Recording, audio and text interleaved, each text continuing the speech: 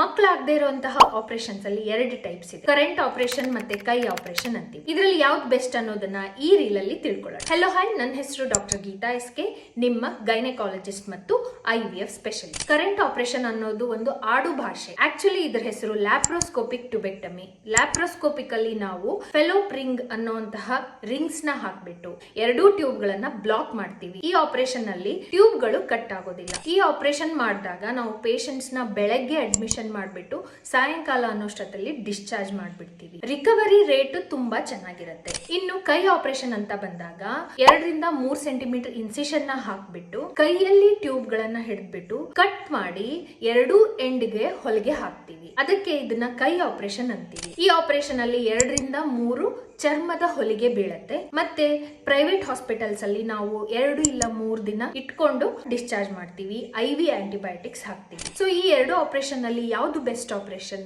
Laparoscopic tubectomy or current operation. ಯಾಕಂತಂದ್ರೆ ಇದರಲ್ಲಿ recovery rate ತುಂಬಾ ಚೆನ್ನಾಗಿರುತ್ತೆ. ಚರ್ಮದ ಮೇಲೆ ಯಾವುದೇ ತರದ ಹೊಲಿಗೆಗಳು ಕಾಣಿಸೋದಿಲ್ಲ. ಒಂದ್ ವೇಳೆ ನೀವು ಆಪರೇಷನ್ ಅಥವಾ ರೀಕೆನಲೈಸೇಷನ್ ಆಪರೇಷನ್ ಮಾಡಿಸ್ಬೇಕಂದ್ರೂ ಲ್ಯಾಪ್ರೋಸ್ಕೋಪಿಕ್ ಟ್ಯೂಬೆಕ್ಟಮಿ ಅಲ್ಲಿ ಒಳ್ಳೆ ರಿಸಲ್ಟ್ಸ್ ಇದೆ. I hope this help you.